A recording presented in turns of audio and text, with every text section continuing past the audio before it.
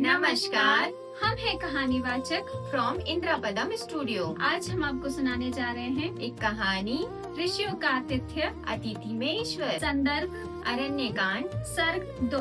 राम और सीता जब भी किसी आश्रम में पहुँचे, ऋषियों ने फल, मूल और दूध से उनका स्वागत किया। छोटी सी झोपड़ी में जो स्नेह था, वही राजमहलों से बड़ा था। अतिथि देवो भव, यह कोई श्लोक नहीं, यह एक संस्कृति है। जो भोजन अतिथि को दिया जाता है वह ईश्वर की पूजा बन जाता है। जब हम किसी अजनबी को खिलाते हैं तो हम मानवता को तृप्त करते हैं। अतिथि सत्कार ही पहली आराधना है।